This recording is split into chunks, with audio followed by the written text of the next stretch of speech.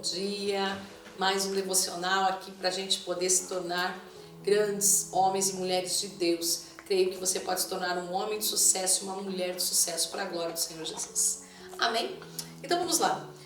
Vamos continuar a história de Sara. Como você viu, semana anterior, nós falamos que eles tiveram dom redentivo através do seu nome, o nome que Deus mudou para eles, que era a letra rei em hebraico.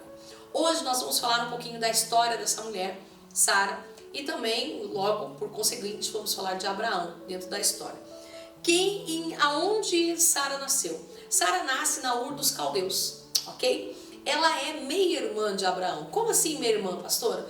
Elas têm o mesmo pai, Terá, só que as mães deles são diferentes, então eles eram meio-irmãos. Naquela época era possível casar-se com parentes consanguíneos, né? Porque até a população era menor, haviam menos doenças, bem diferente de hoje, que é muito perigoso, né?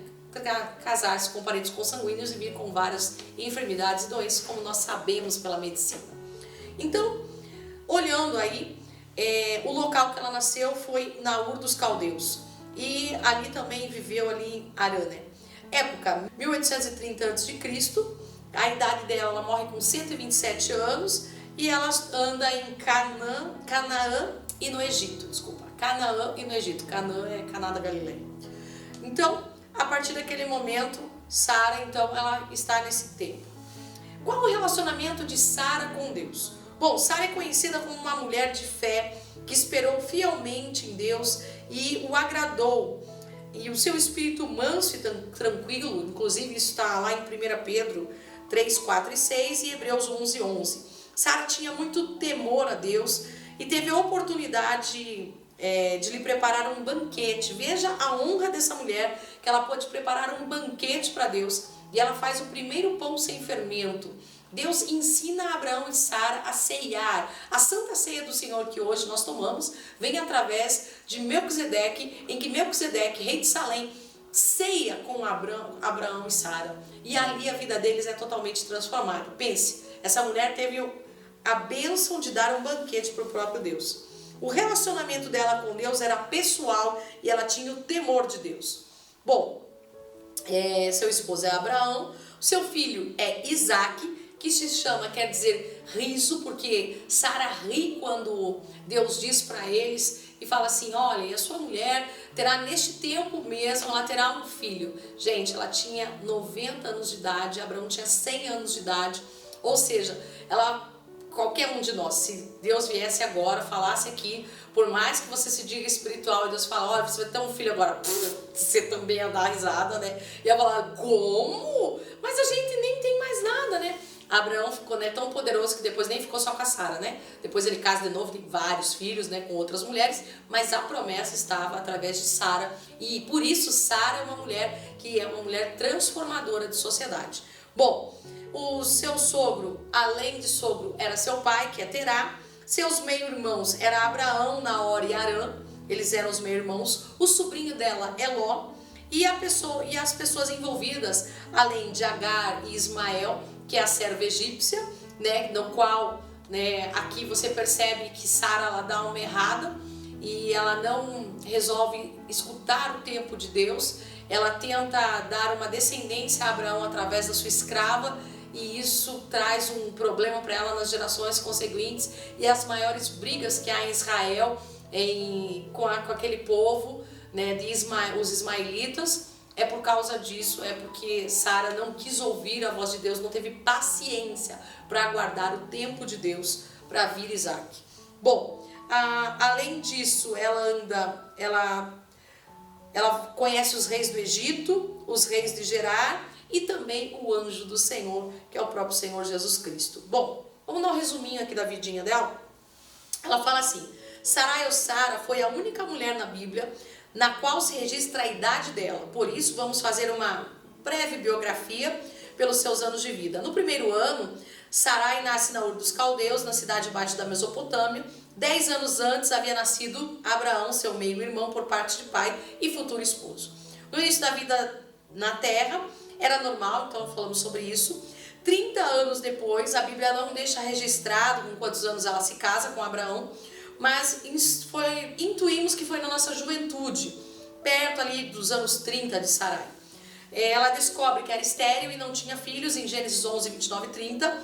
Daí Sarai tem mais ou menos 50 anos, e também isso não deixa registrado muito certo quando Sarai partiu da Ur dos Caldeus e foi com Abraão, que ainda era Abrão, e recebe a ordem da promessa de Deus: sai da tua terra, da tua parentela, para a terra que te mostrarei. E ali ela, junto com o esposo dela, ela poderia ter dito: não, nós não vamos, nós vamos ficar aqui. Mas pelo contrário, ela, temente a Deus, obedece, e vão os dois então, saem da Ur dos Caldeus e vão para a terra prometida, aonde o Senhor as tinha chamado.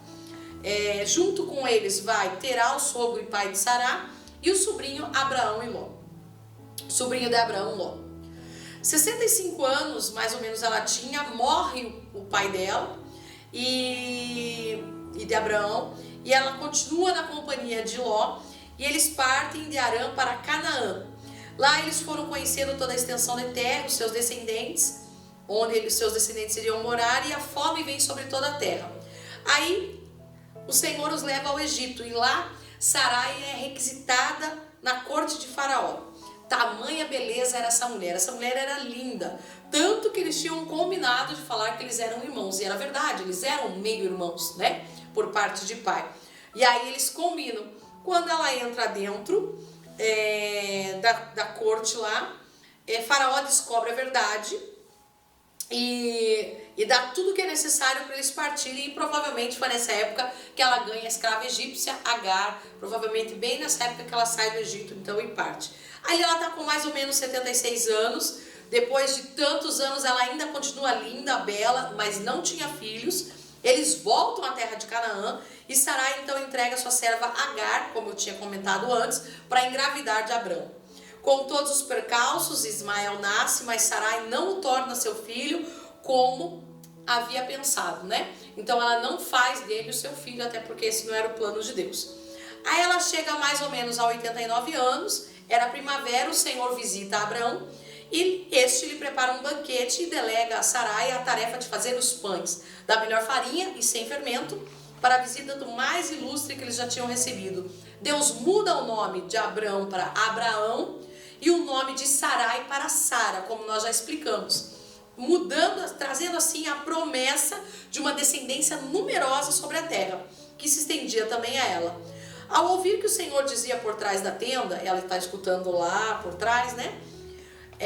Sarai dá uma risada, e não aguenta, como nós comentamos antes. E o Senhor a repreende, a corrige, porque ela acha engraçado de ser mãe tão idosa, já tinha quase 90 anos de idade, e ela fala: meu Deus, né? Como pode isso acontecer? E pode. A partir dali, então, no próximo ano, ela engravidaria, mesmo na velhice, e ela é, nessa época, ainda cobiçada por outro rei, o rei Abimeleque.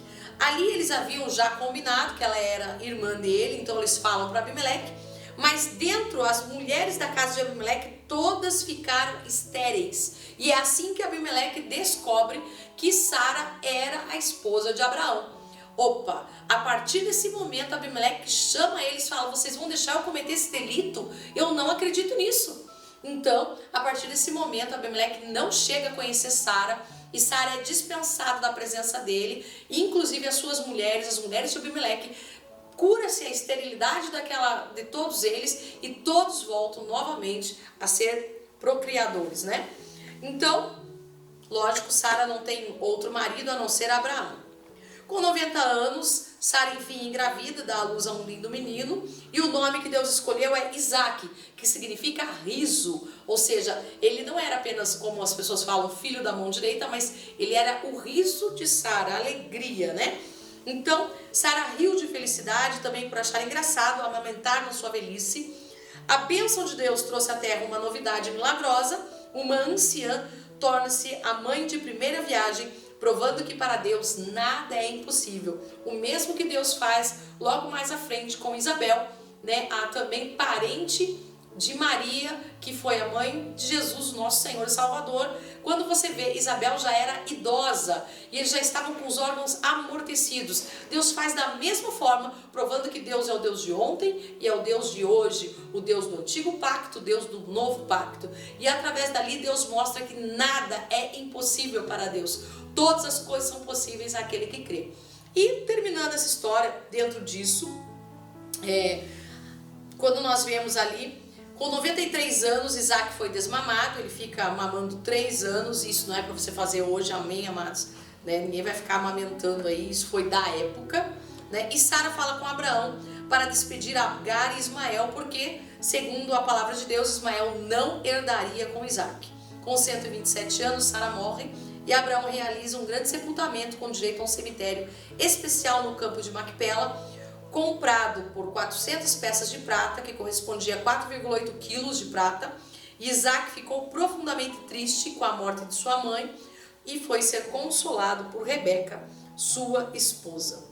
Bom, qual foi o propósito de Sara? Ela foi a matriarca de uma nação escolhida por Deus, Israel, que culminou no Messias Jesus, o Filho de Deus. Sara passa no teste do tempo e permanece confiando em Deus, esperando no Senhor.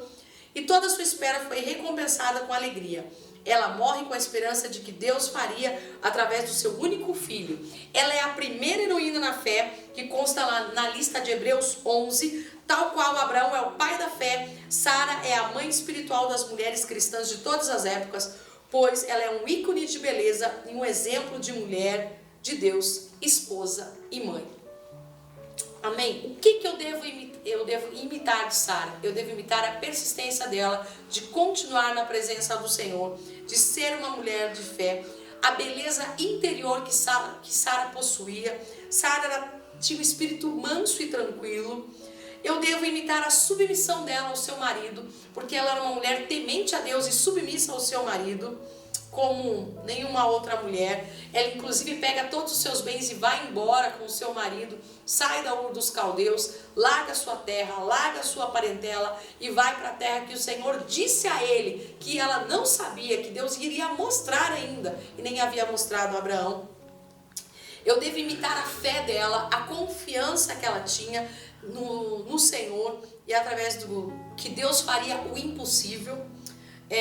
Eu devo ter paciência, mesmo contra a esperança, e preciso desenvolver meus talentos de cozinheira, anfitriã, hospitaleira, para a qual Sara era capaz de servir as pessoas, principalmente ao ponto de servir ao Senhor. O que eu devo cuidar para não fazer como Sara fez? Primeiro, eu não posso tomar uma decisão de cabeça quente e sair por aí fazendo as coisas de qualquer tempo. Vou me separar, vou fazer isso, vou fazer aquilo, ou eu vou largar minha casa, ou vou sair do emprego correndo. Não, nós temos que tomar decisões de acordo com a palavra de Deus, dentro do tempo de Deus, de acordo com a vontade de Deus soberana, para que possamos fazer a vontade dele e não a nossa vontade. E não fazer como ela, que isso trouxe um grande prejuízo para toda a nação de Israel até hoje, como eles têm esse problema com os ismaelitas, e nós sabemos bem disso. E diante de Deus não adianta eu querer esconder e dizer, não, Sara disse, eu não ri, Senhor, mentira. Não adianta você dizer isso para Deus. Deus conhece seu coração, Deus conhece a sua intimidade, Deus conhece a sua mente, o que você pensa. Deus não invade o seu coração, porque Ele espera como um gentleman que você dê a Ele a liberdade dele adentrar. Mas você não deve tentar enganar a Deus, porque Deus não pode ser enganado. Jamais se engana o Criador do mundo.